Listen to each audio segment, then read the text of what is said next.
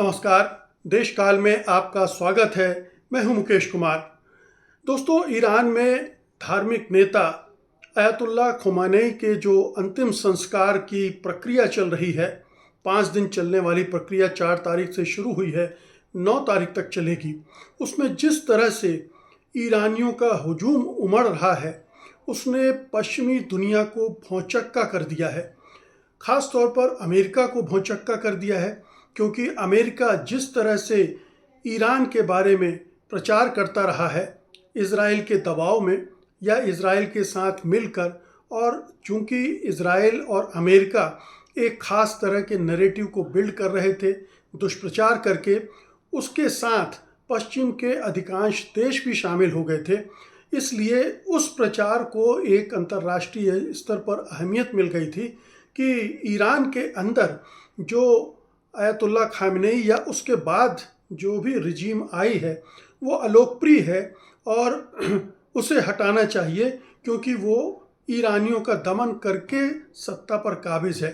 लेकिन जब करोड़ों लोग सड़कों पर उमड़ रहे हों और खामेनी को अपनी आखिरी विदाई दे रहे हों, और उस दौरान वो काले कपड़ों में लाखों करोड़ों लोग झंडे लेकर, ईरानी झंडों के साथ, खामेनी के बड़े बड़े पोस्टर्स के साथ और डेथ टू अमेरिका और डेथ टू इज़राइल के नारे लगा रहे हों, तो ये समझा जा सकता है कि ईरान में अमेरिका और इज़राइल के विरोध में कितनी बड़ी आंधी चल रही है। और जितना इनके विरोध में आंधी चल रही है, उतना ही जो रिजीम है, जो वहाँ की सत्ता है, उसके पक्ष में भी लोग खड़े हैं। तो ये जो पूरा आयोजन है, वैसे तो कहा जाए तो अराजनीतिक है, ये शोक का मामला है। और 4 महीने से युद्ध की वजह से खामेनी का जो अंतिम संस्कार होना था, वो रुका हुआ था, वो अब हो रहा है। इसके बावजूद इसके अपने राजनीतिक और रणनीतिक निहितार्थ हैं, हमें उन्हें भी समझना चाहिए। लेकिन इसको समझने से पहले ईरानियों की जो जन भावनाएं हैं, जो इस पूरे आयोजन में प्रदर्शित हो रही हैं, उसको अनदेखा करना एक बड़ी भूल होगी इस पूरे इशू को समझने में। तो ये बहुत जानना ज़रूरी है कि ईरान का समाज और ईरान की जो सांस्कृतिक क्रांति हुई 1979 में, जिसको शिया क्रांति के नाम से भी जानते हैं, इस्लामी क्रांति के नाम से भी जानते हैं, उसने वहाँ पर बीच बीच में ये भी हकीकत है कि वहाँ के लोग परेशान भी थे, प्रदर्शन भी हुए, नाराज़गी भी सामने आई है। वो अपनी जगह पर दुरुस्त है, वो तो हर किसी देश में, अमेरिका में भी नाराज़गी है, इज़राइल में भी नाराज़गी है, भारत में तो नाराज़गी का एक कहना चाहिए कि ज्वालामुखी फट रहा है। तो तमाम देशों में ये होता है, तो ईरान उसका अपवाद नहीं होगा। लेकिन अमेरिका और इज़राइल ने इस तरह से उसको प्रचारित किया कि ये रिजीम ख़राब है, इसको हटाना चाहिए, रिजीम चेंज करना चाहिए। और इसके लिए उन्होंने बहुत सारे षड्यंत्र भी किए। मोसाद और CIA ने ईरान में घुसकर तख्ता पलटने की कोशिश की। खुद अमेरिकी राष्ट्रपति ने ये स्वीकार किया है, इज़राइल ने स्वीकार किया कि उसके लोग ईरान में घुसकर वहाँ पर विरोध प्रदर्शनों को बढ़ावा दे रहे थे, सत्ता विरोध को बढ़ावा दे रहे थे, सत्ता पलटने के लिए उकसा रहे थे, यहाँ तक कि हथियार भी सप्लाई कर रहे थे। तो ये सारी चीज़ें आ चुकी हैं और आप सब उससे वाकिफ़ भी हैं कि अमेरिका और इज़राइल किस तरह से वहाँ रिजीम चेंज के लिए लगे हुए थे। और अंततः 28 फरवरी को उन्होंने जो हत्याएं की, ईरान के सर्वोच्च नेता की हत्या की, उसके साथ करीब 40 लोगों की और हत्याएं की, अयतुल्ला खामेनी की पत्नी की भी हत्या की, उनकी बेटी की भी हत्या की, बहुत सारे लोग उसमें मारे गए। तो जो उनके बेटे हैं मुस्तफ़ा के बारे में अभी तक संदेह बना हुआ है कि वो किस हाल में हैं, क्योंकि वो इस प्रदर्शन में हिस्सा भी नहीं ले रहे हैं। वो अंतिम जो संस्कार 9 तारीख को होना है, उसमें भी वो नहीं आएंगे, ये स्पष्ट हो चुका है। तो ये कयास लगाए जा रहे हैं कि वो स्वास्थ्य की दृष्टि से इतने अक्षम हैं कि नहीं आ पा रहे हैं, या इजरायली खतरे को देखते हुए वो ये जोखिम नहीं उठाना चाहते हैं, क्योंकि अभी ही ईरान में एक बड़ा इस तरह का अटैक हो चुका है 28 फरवरी को, और फिर अगर इज़राइल इस मौके का फ़ायदा उठाने की कोशिश करेगा तो उसे क्यों मौका दिया जाए। तीसरा ये भी सवाल उठता है कि मुस्तफ़ा ख़ामनेई असल में है भी या नहीं है, क्योंकि जब से हमला हुआ 28 फरवरी के बाद से उनको किसी ने देखा नहीं है।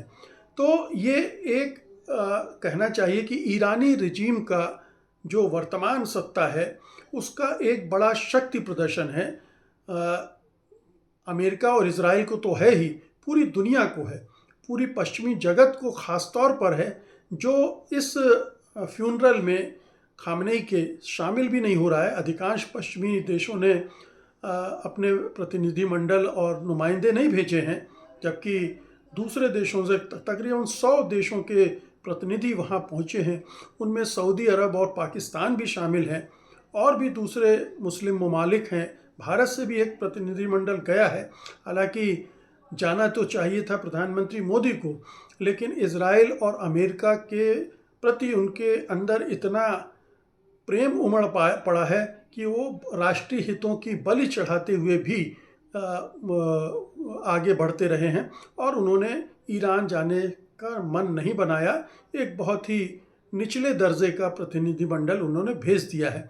तो खैर, ईरान इसको भलीभांति समझ रहा है, ईरानी लोग समझ रहे हैं, लेकिन वो ये भी समझ रहे हैं कि ये भारत के प्रधानमंत्री और मोदी सरकार का कारनामा है, लेकिन भारतीय लोग ईरान के खिलाफ नहीं हैं, ईरान के पक्षधर हैं, बल्कि इज़राइल के मुखालिफ हैं। खैर, ये तो एक जो सामान्य प्रदर्शन हो रहा है, या यूँ कहें कि जो अंतिम संस्कार का पूरा कार्यक्रम है उसमें ये कहा जा रहा है कि 30 मिलियन से 35 मिलियन तक, यानी 3 से 3.5 करोड़, और कई लोग तो इसको 10 करोड़ तक आसपास आंक रहे हैं। आपको याद होगा कि 1989 में जब खुमैनी मरे थे तो अंतिम संस्कार में लगभग 10 करोड़ लोग, 10 मिलियन यानी 1 करोड़ लोग शामिल हुए थे, माफ़ कीजिएगा, 1 करोड़, और अब 3 से 3.5 करोड़ लोगों के शामिल होने की बात की जा रही है। तो ये एक शक्ति प्रदर्शन तो है ही सत्ता की ओर से ईरान के, और एक मैसेज भी दिया जा रहा है पूरे पश्चिमी जगत को कि ईरानी लोग एकजुट हैं, उसके खिलाफ जो उस पर हमला कर रहे हैं उसको कमज़ोर करना चाहते हैं, और जो इज़राइल के साथ खड़े हैं, गज़ा में नरसंहार का समर्थन कर रहे हैं, फ़िलिस्तीनियों का उनका देश बनने से रोक रहे हैं, लेबनान पर हमला करवा रहे हैं, और पूरी जो इज़राइल की गुंडागर्दी है, जो एक शैतानी उसके इरादे हैं, उसका समर्थन कर रहे हैं। तो उन सबको एक मैसेज चला गया है कि ईरान से मत टकराना। ईरान बहुत शक्तिशाली भी है, और अंदर से इरादों से मजबूत भी है, और एकजुट भी है। तो ये एक बड़ा मैसेज पूरे दुनिया को जा रहा है, ख़ास तौर पर पश्चिमी दुनिया को। अब अमेरिका को भी 10 बार सोचना पड़ेगा कि ईरान को अगर छेड़छाड़ करेंगे तो उसके नतीजे क्या हो सकते हैं।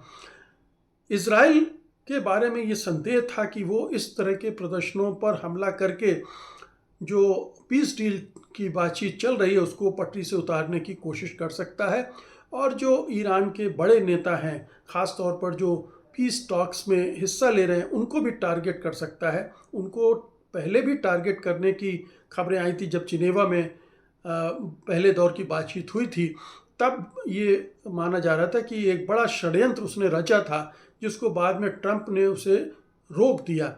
लेकिन वो इस मौके का फ़ायदा उठाने की भी कोशिश कर सकता है अभी भी। लेकिन जब इस तरह से इतना बड़ा हुजूम उमड़ रहा है, और अगर वो ऐसी कोई हरकत करेगा और उसमें सैकड़ों हज़ारों लोग मरते हैं, तो फिर आप समझ लीजिए कि उसकी वैश्विक प्रतिक्रिया क्या होगी, और ईरान को एक बड़ा आधार मिल जाएगा एक बड़े हमले का। तो और जब वो हमला करेगा तो अमेरिका को भी सोचना पड़ेगा कि इज़राइल की इस तरह की हरकतों का साथ दे या न दे, और पश्चिमी जगत भी उस पर रिएक्ट करेगा। तो कहने का मतलब ये है कि भारी महत्व है इस खामनेई के अंतिम संस्कार का। और ये जो मैंने एक बात कही कि ईरान ने एक तरफ तो ये दिखाया कि वो एक है, और दूसरा ये भी दिखाया कि वो किसी से डरने वाला नहीं है। वो अमेरिका, इज़राइल और उसके तमाम जो सहयोगी हैं उनके खिलाफ डट कर खड़ा है। उसने इसके ज़रिए अपनी क्रांतिकारी भावना का भी प्रदर्शन किया है, और ये भी दिखा दिया है कि इस जंग के बावजूद वहाँ शासन स्थिर है। और शिया दुनिया जो है, शिया वर्ल्ड, जिसमें इराक में शिया हैं, पाकिस्तान, लेबनान, मिडिल ईस्ट के और देशों में भी शिया हैं, सीरिया में हैं, भारत में भी बहुत शिया हैं, तो उन सब को भी एक तरह से ये जो मौका है वो एकजुट कर रहा है ईरान के फेवर में। तो ये हमेशा ये देखना चाहिए। और ये जो प्रदर्शन जो इकट्ठे हो रहे हैं लोग, इसको एक तरह से ये भी माना जा रहा है कि ये जो नई लीडरशिप है मुस्तफ़ा की, उसको लेजिटिमाइज करने का, उसको वैध करने के लिए भी ये जन समर्थन दिखाने, जताने का मौका है, और वो उसमें कामयाब हो रहे हैं। ये जो युद्ध में नुकसान हुआ है, जो पश्चिमी प्रोपेगंडा था, और उसका ये हिस्सा था कि अब तो ईरानी रिजीम बहुत कमज़ोर हो गई है, तो ये वो उसका जो भी नरेटिव बना रहा था वो अब ध्वस्त हो गया है। शासन बिल्कुल टिका हुआ है, शांतिपूर्ण ढंग से चल रहा है, और शीत फायर के बीच कूटनीतिक ठहराव का भी संकेत इससे ग्रहण किया जा सकता है।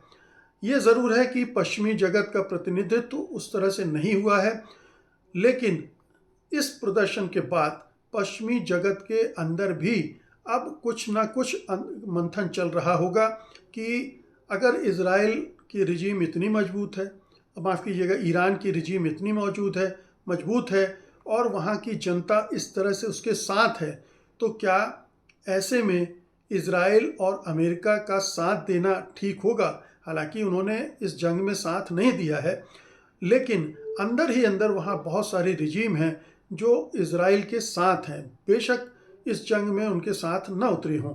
तो उन्हें भी अब सोचना पड़ेगा कि वो कब तक इस तरह के एक शैतानी देश के साथ खड़े हों, इज़राइल जैसे, और एक ऐसी सत्ता जो कि काफ़ी मजबूत है, इरादों से भी मजबूत है, लड़ाई के मामले में भी उसने मजबूती दिखा दी है, तो उसके खिलाफ अगर कोई मुहिम चलाई जाएगी तो वो कारगर नहीं होगी, सफल नहीं होगी। तो ये एक बहुत बड़ा संकेत मिलता है। फिर मध्य पूर्व में तो ये संकेत और भी प्रबल तरीके से मिला है। मध्य पूर्व के वो देश जो ईरान के खिलाफ तमाम षड्यंत्रों में लगे रहते हैं, जिसमें संयुक्त अरब अमीरात भी है, बहरीन है, और सऊदी अरब भी ये खेल खेलता रहा है। लेकिन सऊदी अरब और ट्रंप के बीच में जो अनबन हो गई है जंग के दौरान, उससे ऐसा लगता है कि शायद सऊदी अरब अब अपना एक नया रास्ता अख्तियार कर रहा है और वो ईरान के साथ मिलकर भी नॉर्मलाइजेशन की तरफ बढ़ सकता है। अगर सऊदी अरब ये काम करता है तो फिर और भी देश इस तरफ हाथ बढ़ा सकते हैं ईरान की तरफ, अगर ईरान से उन्हें पूरा ये आश्वासन मिल जाए कि वो अपनी इस्लामी क्रांति का निर्यात उनके देशों में नहीं करेगा, या उनके देशों में गड़बड़ नहीं करेगा, या उन देशों पर हमला नहीं करेगा। तो अगर इस तरह का कोई एक अरेंजमेंट हो गया तो फिर ये आप समझ सकते हैं कि स्पष्ट रूप से मध्य पूर्व में ईरान का एक प्रभुत्व भी कायम होगा, इज़राइल भी कमज़ोर होगा, और अमेरिका की जो पैठ है वो तो वैसे ही इस जंग के दौरान कमज़ोर हो गई, क्योंकि मध्य पूर्व के देशों को ये एहसास हो गया कि अमेरिका उनकी रक्षा करने में सक्षम नहीं है, और उसकी प्राथमिकता वो नहीं है, इज़राइल है, वो इज़राइल के लिए वहाँ है, और इसलिए वो अब अपना एक दूसरा रास्ता भी ढूंढ रहे हैं। ये जो ईरान की कामयाबी इस समारोह के ज़रिए निकल कर आ रही है, उसका एक संकेत चीन और रूस को भी मिल रहा है। चीन और रूस भी अब ज़्यादा आश्वस्त होंगे। ईरान को उन्होंने समर्थन दिया, सहयोग दिया जंग के दौरान, लेकिन अब जबकि ये दिख रहा है कि वहाँ IRGC की सत्ता मजबूत है, जो रिजीम है वो स्थायी है और वो लड़ने का मादा रखती है, तो वो अब और ज़्यादा शिद्दत से तेहरान का साथ देंगे। दोनों देशों ने अपने काफ़ी बड़े प्रतिनिधिमंडल इस समारोह के लिए भेजे हैं, जो कि एक संकेत भी है कि वो ईरान को कितना महत्वपूर्ण मान रहे हैं और उनकी नज़रों में उसका महत्व भी बढ़ा है। तो कुल मिलाकर कहना ये है कि ईरान ने जो कुछ भी जीत हासिल की थी इस जंग के दौरान, उससे खामनेई के अंतिम संस्कार से और कंसोलिडेट किया है।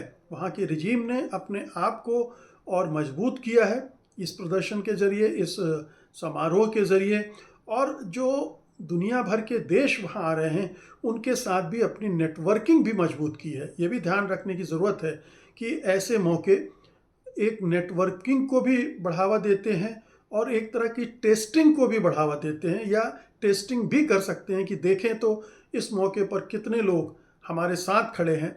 और बेशक उसमें भारत खरा नहीं उतरा है, लेकिन उसने और भी बहुत सारे देशों को इस तरह से टेस्ट किया होगा कि कौन इस अंतिम संस्कार को, उनके सर्वोच्च धार्मिक नेता की जो हत्या की गई थी उसमें अपने किस महत्व के साथ शामिल हो रहे हैं और उनके शोक में भागीदार बन रहे हैं। तो कुल मिलाकर ये एक बहुत बड़ी घटना है, ऐतिहासिक घटना है जो ईरान में घट रही है, और इसके बहुत ही दूरगामी परिणाम सामने आने वाले हैं। बहुत बहुत शुक्रिया आपका, धन्यवाद।